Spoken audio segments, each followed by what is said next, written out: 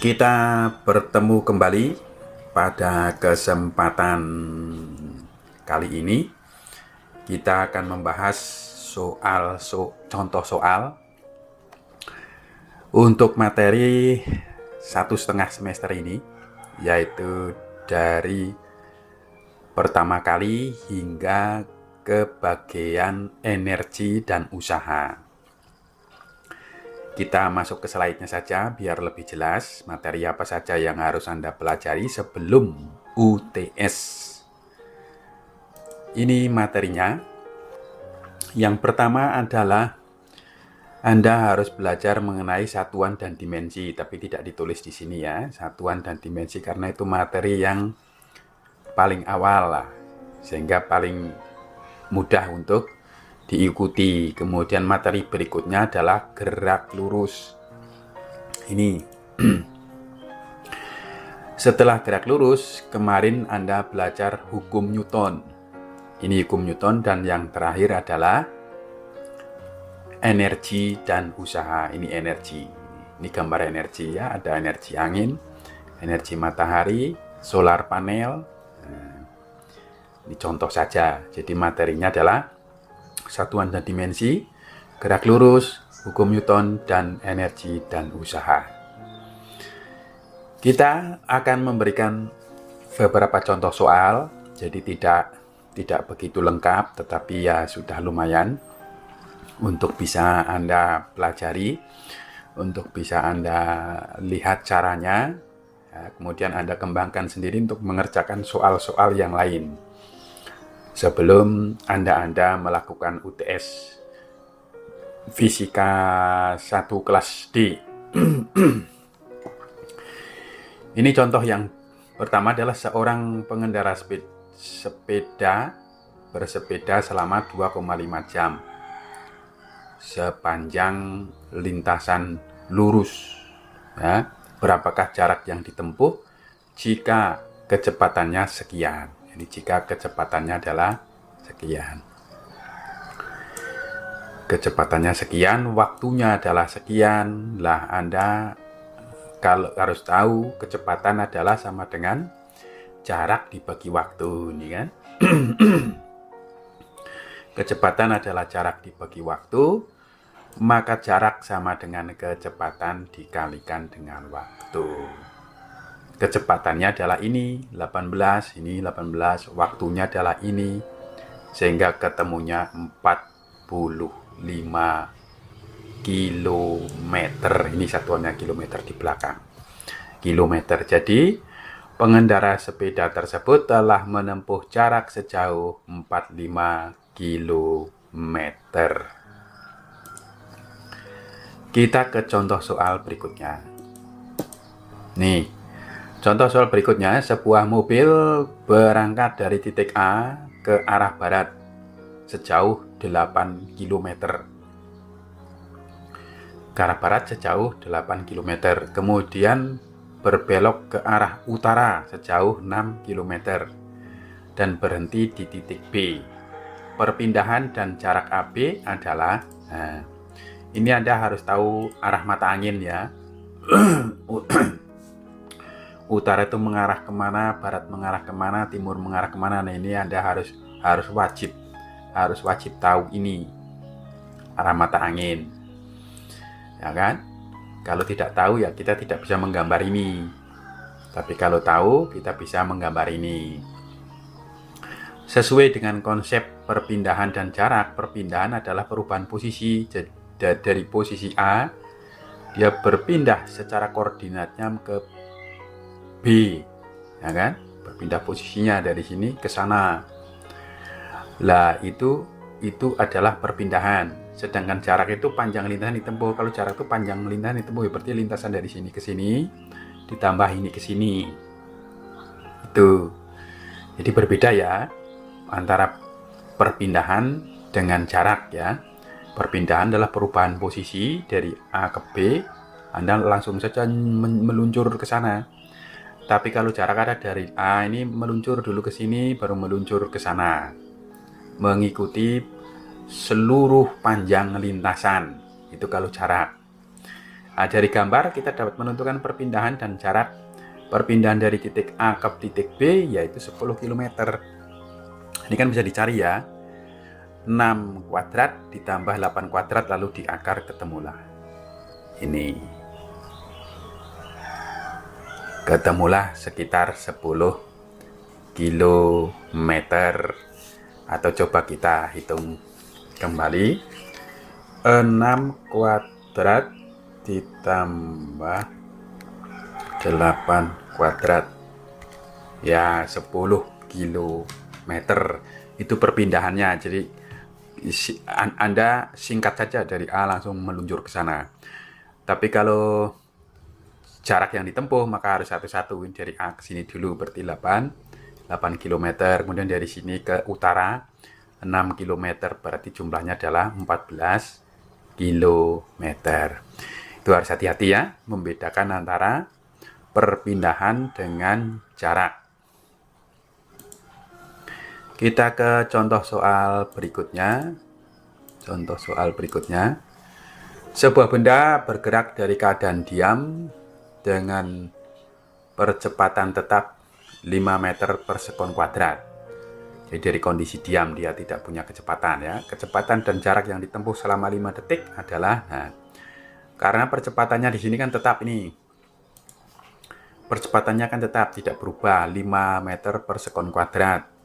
Maka berlakulah ini gerak lurus berubah beraturan. Maka rumus-rumusnya ya ini.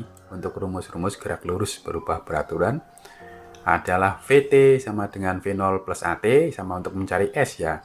V0T plus 0,5 AT kuadrat. Tinggal masukkan ke sini. V0-nya adalah 0. A-nya ini 5. Ya kan? Waktunya berapa? Waktunya 5 ini. Sehingga 5 kali 5 25 meter per sekon.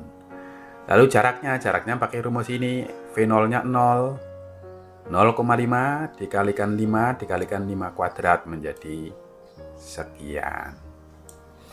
Itu beberapa contoh soal. Kita lanjut ke contoh soal berikutnya. Ini Anda mendorong mobil dengan jarak tempuh sekian, 30 meter saja. Ya, tapi apakah Anda kuat mendorong mobil ya? Dan gaya yang digunakan adalah 500 Newton. Berapakah kerja? Ditanyakan, kerja atau usaha yang dilakukan oleh Anda.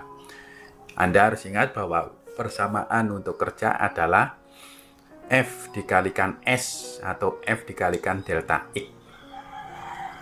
Delta X adalah jarak, ya kan? S juga jarak. Nah, maka kerja adalah F kalikan delta X atau F kalikan S. Kita ambil F kalikan delta X, maka 500 dikalikan dengan 30 menjadi 15.000 Joule. Nah, ini jangan sampai lupa satuannya. Setiap Anda mengerjakan soal di terakhir-terakhirnya itu satuannya harus dituliskan, karena kalau tidak menjadi keliru ya. Kalau tidak dikurangi 50% nilainya. Nah, jadi Anda harus lengkap dengan satuannya. Kita lanjut kembali ke contoh soal berikutnya. Sebuah kandang lift 1000 kg. Jadi ini kandang lift ya. 1000 kg turun 400 meter di dalam gedung pencakar langit. Jadi ini dalam gedung itu ada lift yang keranjangnya itu, yang tempat Anda injak itu, atau tempat Anda masukin itu beratnya 1000 kg. Dia meluncur ke bawah sejauh 400 meter. Lalu ditanya, berapakah kerja akibat gravitasi selama turun 400 meter? Kemudian yang ke B, dengan asumsi bahwa kandang elevator atau kandang lift tadi turun dengan kecepatan konstan, berapa kerja yang dilakukan oleh tegangan kabelnya? Kan dia akan ada tali lah ya, bukan kabel tapi tali. Talinya kan ada talinya, sleeve itu kan ada talinya supaya bisa naik, supaya bisa turun, itu ada dipegang oleh tali. Sekarang yang A dulu.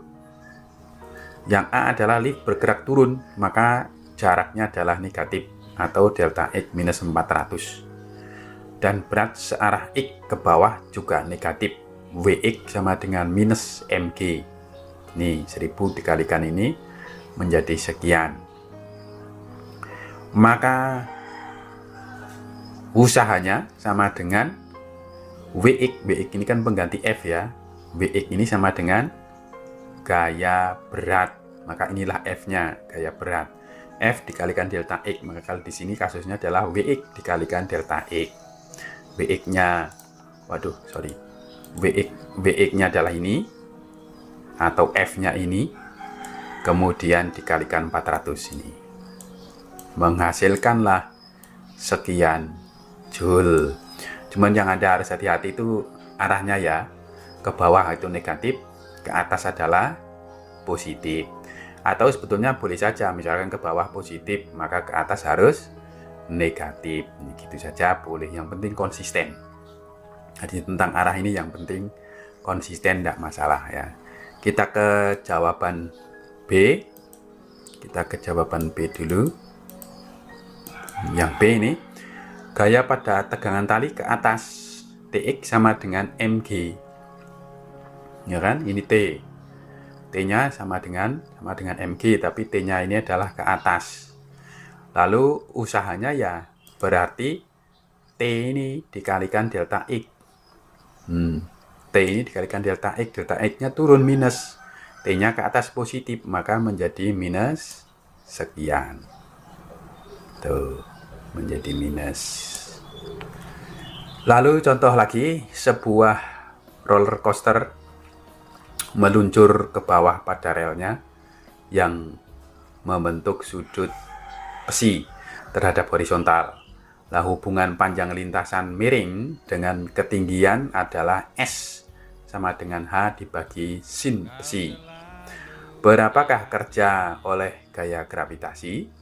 Kemudian yang B, berapakah kerja gaya normal? Gambar dan jawaban ada di berikutnya ya. Mari kita menuju ke lembar jawaban berikutnya. Ini jawabannya. Kerja karena gravitasi, maka yang diperhatikan adalah H atau ketinggian. Sedangkan V-nya tetap sama dengan mg, karena V itu adalah gaya berat. Jadi, lintasan vertikal yang Anda perhatikan. Rumus secara umum kerja adalah V sama dengan Fs cosinus theta. Atau V, kalau di sini V ya, Vs cosinus theta. Nah, tetanya sama dengan 90 minus besi, itu berarti sudut ini. Nah, ini adalah 90 dikurangi sudut besi, dari sudut ini. Jadi W sama dengan V kecil kalikan S kalikan cosinus theta. Atau sama dengan W kalikan S kalikan cosinus 90 min besi. Nah, sehingga menjadi atau W sama dengan W kecil S sinus besi, sebab cosinus 90 min besi ini sama dengan sinus besi. Jadi lintasan S diproyeksikan ke sumbu vertikal. Sedangkan hubungannya S sama dengan H sin theta sin besi. Jika S dikalikan dengan sin besi, maka akan sama dengan H saja. Sehingga kerja karena gravitasi adalah sama dengan V besar sama dengan mgh. Nah, sekarang kita lihat yang untuk gaya normal. Gaya normal itu gaya yang selalu tegak lurus dengan lintasan ya, selalu tegak lurus. N tegak lurus lintasan, maka kerjanya sama dengan 0. Karena rumus umumnya kan ini, V kali S cosinus theta. Ya kan? N-nya ada, misalkan harganya N-nya ada, tetapi sudutnya kan 90 terhadap lintasan ini. Sudutnya 90, sehingga cosinus 90 sama dengan 0. Maka kerja gaya normal adalah 0. Ini cara kerja.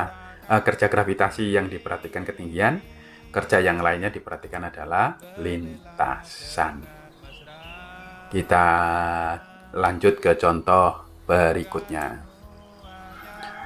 Contoh berikutnya mana? Contoh berikutnya ya ini contoh saat mencoba menghentikan mobilnya di jalan datar, seorang pemabuk sambil menyetir menginjak pedal rem terlalu keras dan mulai slip.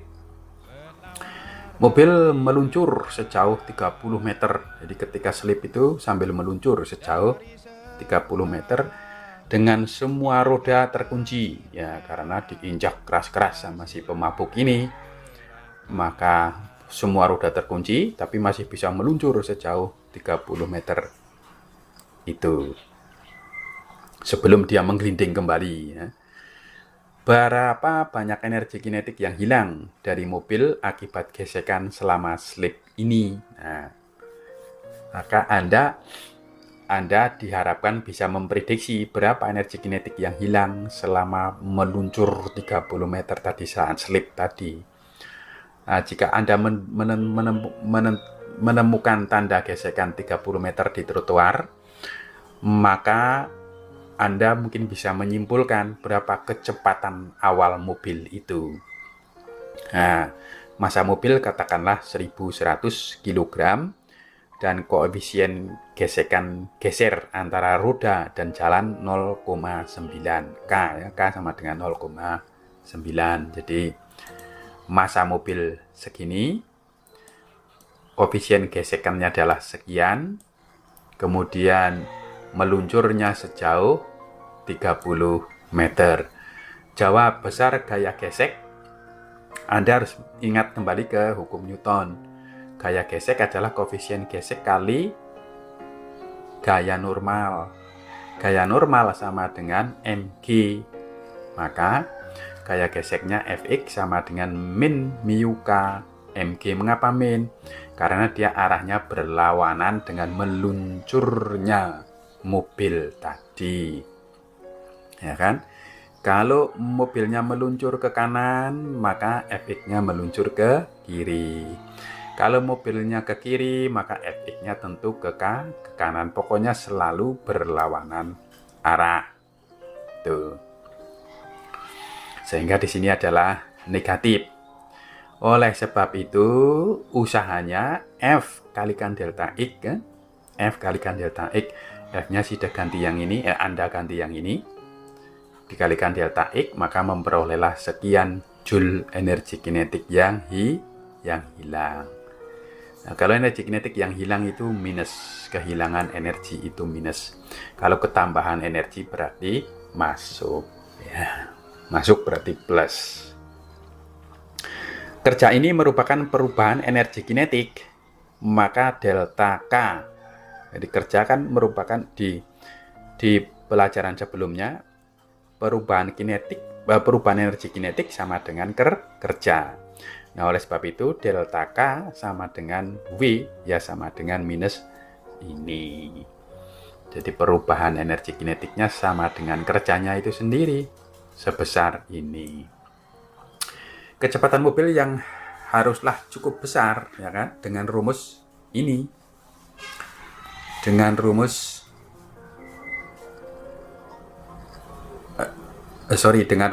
dengan rumus V sama dengan ini, Anda ada persamaan setengah ya kan, setengah M V kuadrat ya kan, ini sama dengan V tadi, sama dengan V ya, M V kuadrat sama dengan V.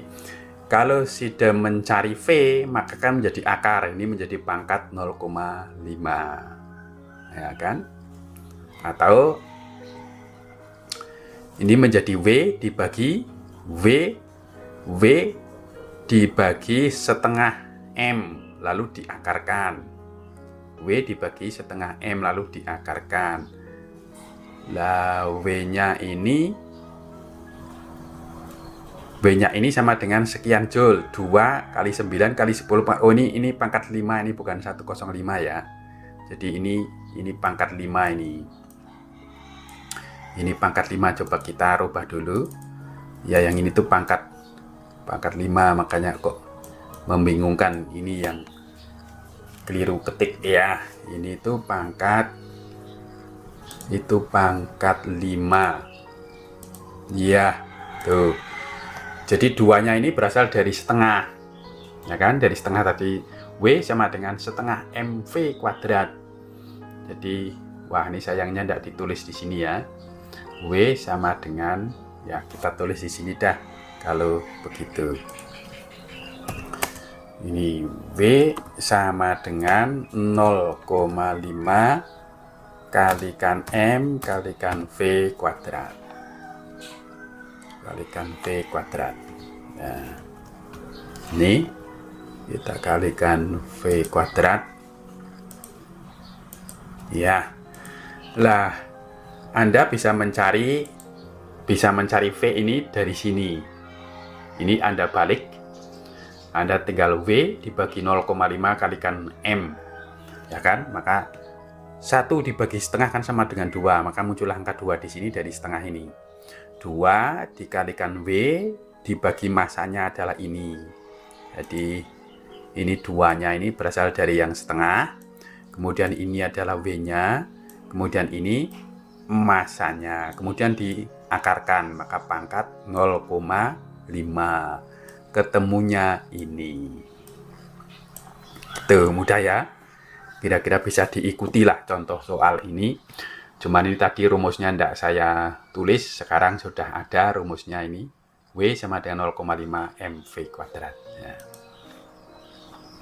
Ke contoh berikutnya adalah ini. Ini sebuah mobil. Lah ini kok terlalu di sini ya. Terlalu jauh. Di situ kita naikkan dulu ya supaya longgar ya. Sebuah mobil roller coaster turun 38 meter dari titik tertinggi ke tempat terendah. Misalkan mobil awalnya diam, jadi tidak punya kecepatan awal. Diam di titik tertinggi itu, meluncur di trek ini tanpa gesekan. Nah, dianggap tidak ada gesekan umpamanya, berarti tidak ada gaya gesekan ya. Berapa kecepatan yang akan dicapai mobil di titik terendah tersebut? Perlakukan mobil tersebut sebagai partikel ya, anggaplah sebuah partikel mobil tadi ya. Nah, itu yang Anda harus mengingat kekekalan energi atau konversi energi ya. Energi memiliki partikel. Energi yang dimiliki oleh suatu partikel itu tetap.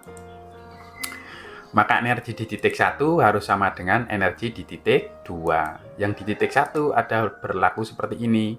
Setengah MV1 kuadrat plus MGY1 sama dengan ininya kan 0. Mengapa ini 0? Karena tidak punya kecepatan ini di sini. Maka ini 0, ini sama dengan 0. Sehingga di titik 1 dia punyanya adalah MGY1. Lalu dia berpindah menjadi titik 2, yaitu titik terendah. Ya kan? Setengah MV kuadrat 2 ditambah MGY2. Yang 0 apa di titik rendah? Yang di titik terendah 0-nya adalah ini. Sehingga setengah MV2 kuadrat. Nah ini, yang ini harus sama dengan ini. Kan perjanjiannya tadi, yang dimiliki oleh partikel harus tetap. Partikel itu memiliki energi di titik 1 harus sama dengan partikel itu harus sama dengan energi yang dimiliki oleh partikel itu pada titik yang kedua. Maka ini harus sama dengan ini. Itu harus sama dengan itu ya. Kita lihat ke selanjutnya ya ini. Ini harus sama dengan kan? Ini harus sama. Maka V2-nya tinggal akar GY1. V2-nya ketemulah, dapat dihitung seperti ini. Ini menggunakan konsep kekekalan energi atau konversi energi. Contoh lain yang menggunakan konversi energi atau kekekalan energi adalah ini. Pistol mainan anak, ya kan, menembakkan anak panah melalui bekas yang dikompresi. Jadi bekasnya kan ditekan dulu nih, tekan dulu kelek gitu, baru dia nanti bisa meloncat ya kan. Kalau tidak ditekan ya tidak bisa. Ditekan dulu dia, dan konstanta pegas adalah sekian, K-nya sekian, dan massa anak panahnya sekian gram, kecil saja, ringan. Kemudian pegas terkompresi 6 cm dan panah ditempatkan dalam kontak dengan pegas. Lihat gambar ini, seperti ini. Berapakah kecepatan anak panah saat pegas mencapai posisi bebas? Jadi ketika pegas ini sudah kembali lagi di sini, ini anak panah ini kecepatannya berapa? Gitu. Jadi ya harus pakai juga kekekalan energi di titik 1 berapa, di titik 2 berapa, kan gitu. Ya di titik 1 waktu ditekan klek kan begitu. Waktu ditekan klek kan dia tidak ada kecepatan, maka ini 0. Di titik 2 itu pas saat kencang-kencangnya lepas ke sana, maka yang 0 adalah ininya. Karena pegasnya juga tidak ada pemendekan maupun pemanjangan. Jadi pegasnya pada kondisi netral atau normal. Ya. Maka kan 0, maka X-nya kan 0, tidak memendek maupun tidak memanjang. Nah, sehingga energi 1 harus sama dengan energi 2, maka ketemulah ini. Nih. Setelah ketemu ini Anda tinggal masukkan saja ini rumusnya ini, ya kan? Rumus-rumus itu tinggal Anda masukkan di situ. Kita lihat ke berikutnya ini. Nah, sehingga dengan menyamakan posisi 1 dengan posisi 2 tadi, atau energi 1 sama dengan energi 2, maka Anda bisa menghasilkan persamaan ini. Kalau sudah seperti ini, ya angkanya tinggal dimasukkan, dan ketemulah kecepatan anak panahnya adalah 12 meter per sekon. Ya. Contoh berikutnya adalah, kok lewat ya. Ini benda massa 10 kg bergerak di atas permukaan yang datar dan licin tanpa gaya gesek. Jadi gaya geseknya 0. Jika benda didorong dengan gaya 100 Newton dan membentuk sudut 60 terhadap arah horizontal, besar usaha yang dilakukan jika perpindahan benda sejauh 5 meter berapa? Nah, jadi tanyakan, ya tadi kan sama kan? Pokoknya rumus aslinya adalah V sama dengan F kali S. Nah, kalau F-nya ini miring, harus diproyeksikan ke arah mendatar, ke arah lintasan. Maka menjadi F cosinus theta S. F-nya 100. Ini F-nya 100 dikalikan cosinus 60 dikalikan jaraknya 5. Maka ketemulah 250 Joule ya. Ini contoh yang mudah ya, tapi ini adalah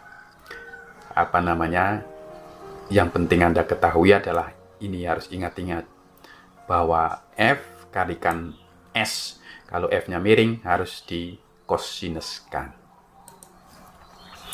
Kemudian ke contoh berikutnya, balok dengan massa 2 kg, gravitasi anggap 10 meter per sekon kuadrat, ditarik secara vertikal selama 5 second. Jika balok berpindah setinggi 10 meter, daya yang dihasilkan adalah, energi itu sama dengan daya kali waktu. Ya, sehingga daya sama dengan energi per satuan waktu. Ya, karena energi sama dengan daya dikalikan waktu. Atau dibalik, daya sama dengan energi dibagi waktu. Nah, anggaplah rumusnya seperti ini. Energinya adalah E, daya adalah P, waktu adalah T. Nah, E-nya ini kan ketinggian ya. Karena ke atas kan ketinggian, berarti energi potensial. Ya. Ini energi potensial sama dengan MGH, ya kan? Sama dengan PT. MGH sama dengan PT. M-nya ini, G-nya ini, ketinggiannya berapa? Ini. Nah, lalu waktu T-nya berapa? Ini. Sehingga tinggal masukkan angka-angka, ketemulah D dayanya 40 watt. Nah, jadi daya dengan usaha beda ya, jangan sampai disamakan. Daya adalah energi persatuan waktu, sedangkan usaha satuan sama dengan energi. Itu kalau daya menjadi satuannya watt, kalau usaha satuannya adalah joule. Kita ke berikutnya. Ini masih banyak, mungkin kayaknya contoh-contoh ini sampai 20. Ya, sampai 20 halaman. Kita contoh berikutnya ini, yang ini. Kita ke contoh itu. Seorang anak yang masanya 50 kg berada di lantai 3 sebuah gedung pada ketinggian 10 meter dari atas tanah. Tapi kemudian dia pindah ke atas ya kan, pada berada di lantai 10. Lalu yang ditanyakan hanya ketika dia berada di lantai 10 saja.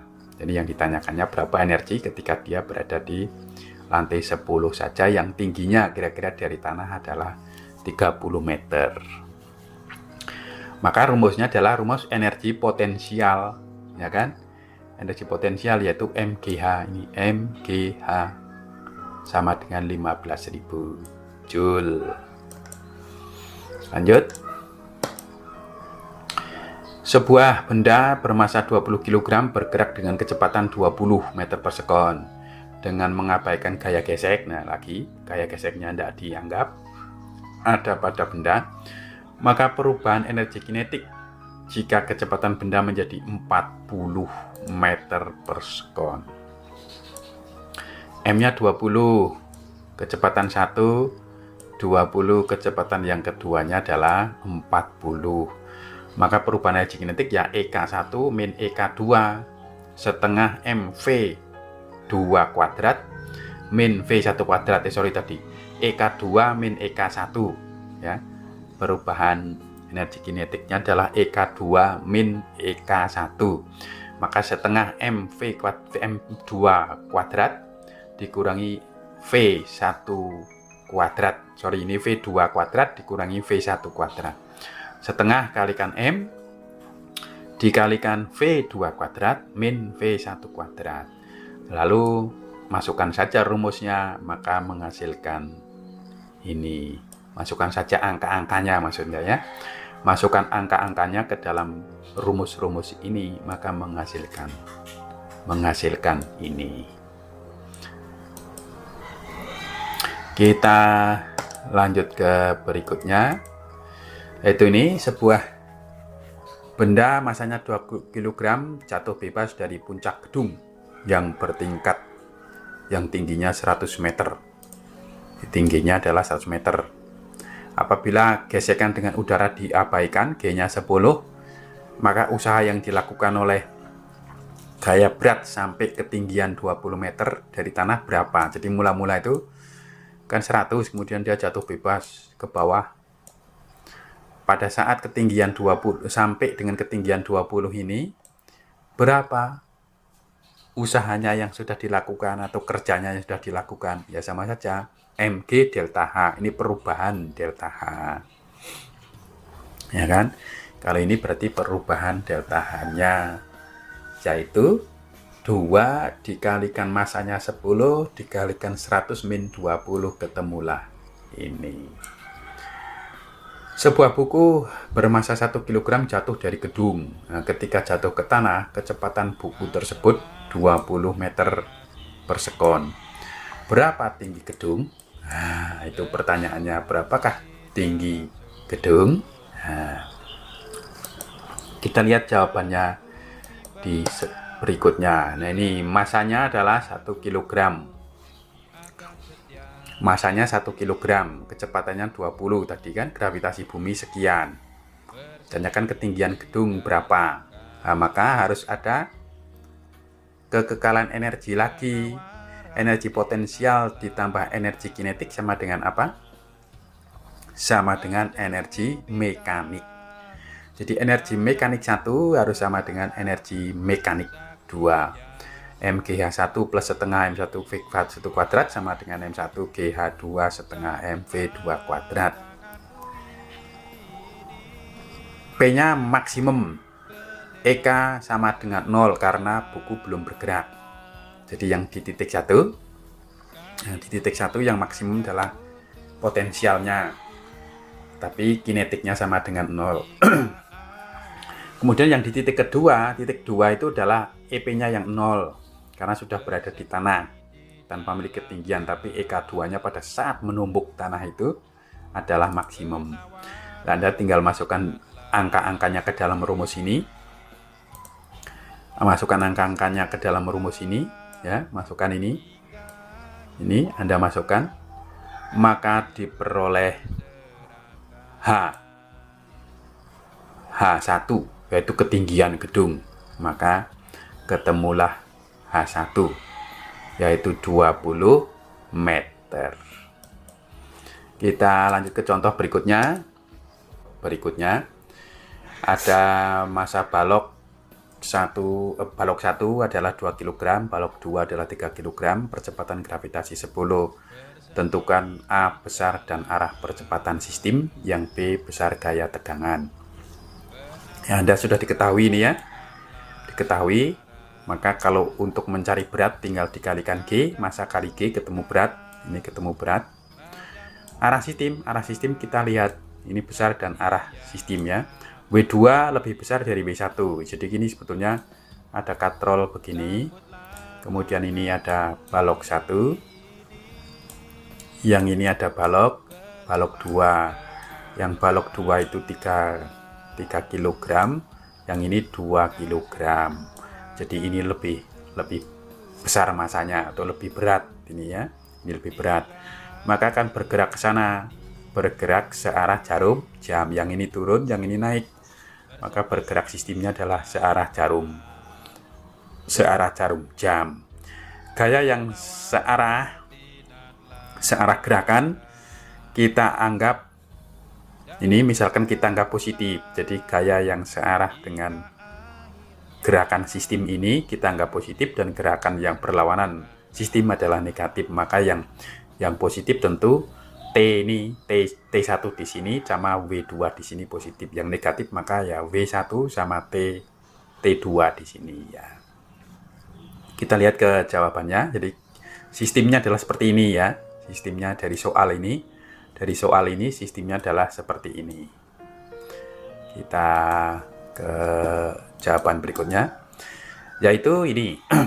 T1, T2 sama T-nya sama besarnya. Ini sama besarnya, apa namanya, magnitudenya sama nilainya, tetapi berlawanan arah karena yang satu berlawanan sistem, yang satu searah dengan sistem. Yang searah dengan sistem adalah positif, yang searah dengan sistem adalah T1. Ini T1. Yang berlawanan sistem adalah ini T2. Ya kan, T2, tapi karena T1 sama dengan T2 maka kita simbolnya TT, sehingga T sama T menjadi hilang, sehingga timbul W2 min W1 sama dengan M1 plus M2 dikalikan A. Maka diperolehlah Anda percepatannya sekian. Percepatan ya. Sekarang besar tegangan tali, tinjau balok 2 dulu. Ini misalkan mau tinjau balok 2, balok 1 dulu juga tidak apa-apa sebetulnya. Ini misalkan tinjau balok 2. Terdapat 2 gaya yang bekerja pada balok 2. Pertama, gaya berat balok 2 W2, ya kan? Yang arahnya ke bawah, searah dengan gerakan balok 2 atau searah dengan gerakan sistem, sehingga bertanda positif. Kedua, gaya tegangan tali pada balok 2 T2 arahnya ke atas, berlawanan dengan arah gerakan sistem atau gerakan balok, maka kita tandai negatif. Menggunakan hukum Newton 2, maka diperolehlah ini W2 min T2 sama dengan M2A. Maka tegangan tali T2 ketemu 24. Kalau kita tinjau dari balok 1 sama saja, balok 1 adalah negatif, yang T1 adalah positif, maka ketemulah 24 Newton. Maka T1 harus sama dengan T2 sama dengan T. Kalau Anda mencocokkan ini ketemunya sudah sama, maka berarti hitungan Anda betul.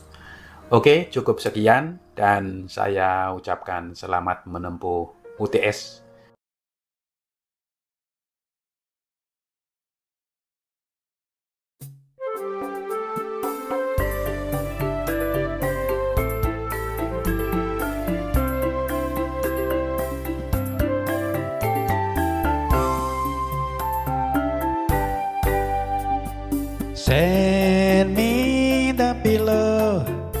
that you dream on. Don't you know that I still care for you? Send me the pillow that you dream on, so darling, I can dream on it too. Each night while I'm sleeping, oh so lonely, I'll share your laughing dreams, that's what we're true. Send me the pillow that you dream on, so darling, I can dream on it too.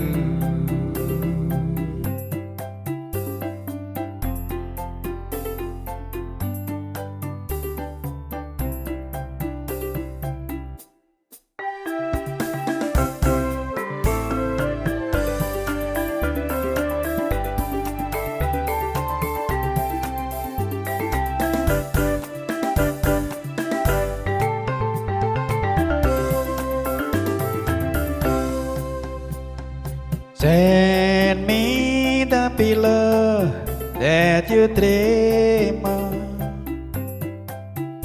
Maybe time will let our dreams come true.